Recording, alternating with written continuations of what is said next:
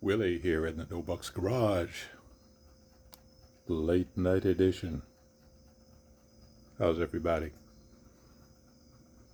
Spending time out here in the evening time, like I showed you. I mean, really evening time, owing to how hot it's been in the daytime, just oppressively hot. We've had a stretch of milder weather, but choosing again to be out here in the dark. Let me turn you around and show you some things I want to share with you.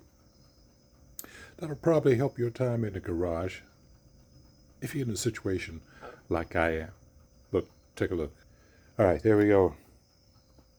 The Mustang 2 up on jack stands, elevated off the floor. A little modification right there. But what I really want to share with you is the fact that inside the garage here, I am vertically challenged. Rafters right here, right there, 8 feet. Then when we come here under the door of the garage when it's open, I keep it open right now because I have to let that wonderfully cool, low humidity air inside here to make it comfortable to work on. But that presents a problem when it comes time to hoisting an engine to do fitment for the motor plate, to adjust for height and width and everything inside the frame rails. This becomes an issue. So one of the things that I did, and please feel free to copy it. And I always call this place the No Bucks Garage, but it looks like, Willie, you spend money. No, I spend money when I have to, especially when it benefits what I'm doing. Like right now in this. So let me share with you what I've done. Again, I got the door up right now to show you the low clearance. And again, I'll put it like this. I'm 6'4", and there's the top bar of the door right there. So yeah. So when it comes down to pulling an engine out, I can't not take my hoist and max it out at its highest angle. Got to make sure that the car is pushed far enough back that it clears the door. So one of the things that I did at first, you're familiar with these. I'm going to put you at a strange angle just to show you the slot. If I can find it. There we go. That slot right there that every chain hoist cherry picker has, in which a length of chain, usually 4 to 6 inches, is suspended from yonder bolt. Now, what you're going to notice is a couple of things. Most prominent thing, other than that pretty hook, is the fact that I don't have my chain suspended from there. What I did was simply take that length of chain that usually extends down to here and put it in the second loop on the hoist. I know you can't see in there, but you get the picture. And then secure my bolt through it so that my chain is hanging out at the front, shortening it dramatically. I will show you why that comes in handy. Second thing that I did, purchased a swivel hook, which allows me to simply rotate the engine. If I can pull you back there and show you. To rotate the engine without binding.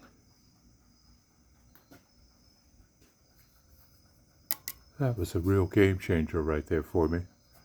And then, of course, as you see right here, the Pittsburgh heavy-duty load leveler, I believe this one is the 2-ton model, is absolutely indispensable when it comes to, number one, suspending that engine Let me back up so you can see. There you go. Suspending that engine as well as changing the angles that are required to stab this thing in and out. Now, I'm doing mock-up on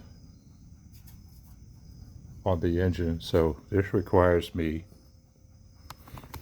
whoops, sorry about that. This requires me taking this engine in and out, up and down, multiple times. These things are things that just make it infinitely easier to perform this work. Now, I'm going to let this door down. I want it up.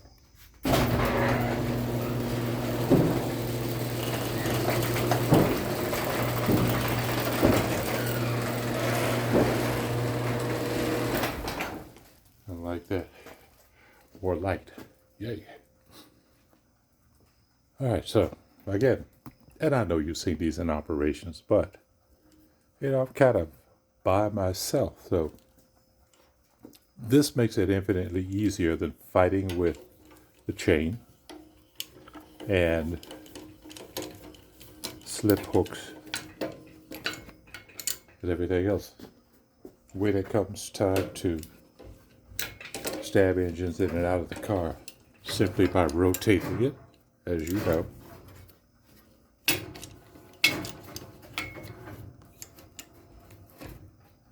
And just a little FYI, if you get one of these from Harbor Freight, which, by the way, if I'm not mistaken, I currently saw this thing listed on special for $34.99, regularly $44.99. Yeah, goodbye. No, not goodbye, a good buy at $34.99. So, what I'm able to do is buy my lonesome.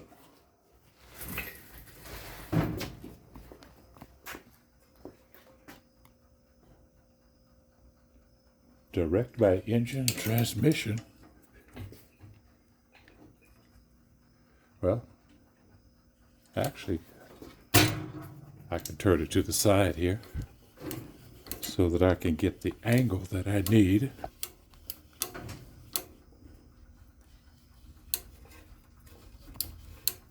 As you can see right there. And I'm literally doing this one-handed. See right there, the notch in that oil pan. Let it down ever so carefully.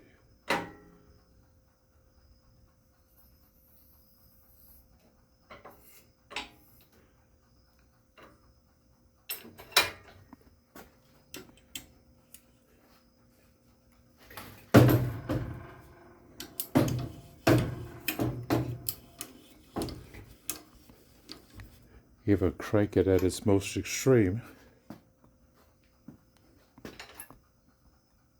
Jack it up a bit.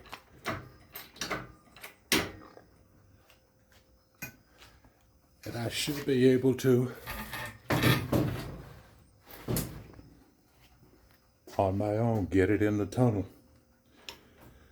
Now, even with these devices, it would be infinitely easier if I had somebody else to give me a hand.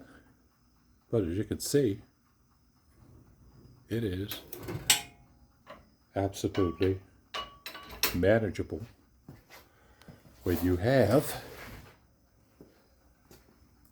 the right stuff. Crank it down just a little bit more. In fact, that's at its most extreme angle right there. So everything's stopped, and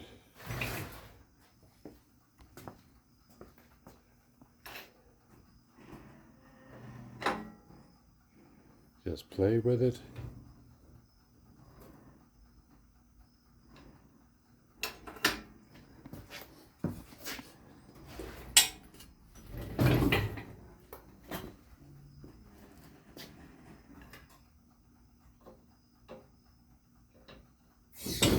Whoa.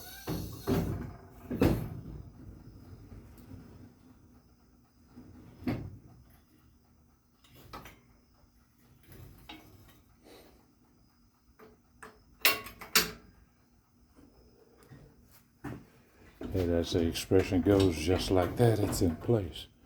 Now, the only thing I'd literally have to do is crawl underneath, or I could actually just crank it here to level it out some more. There we go. And if my aim is just right, because I had the transmission cross member in,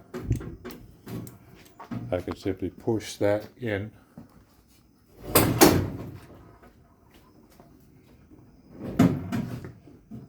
guide it in and drop it in. All by my lonesome. So, tools can really make your life easier in the garage. Everybody knows that. If you've been on the fence thinking about buying this stuff for your own job that you got going on, consider it. In fact, I'd say hurry up and go out and get it while the getting's good. It'll make your life a whole lot easier.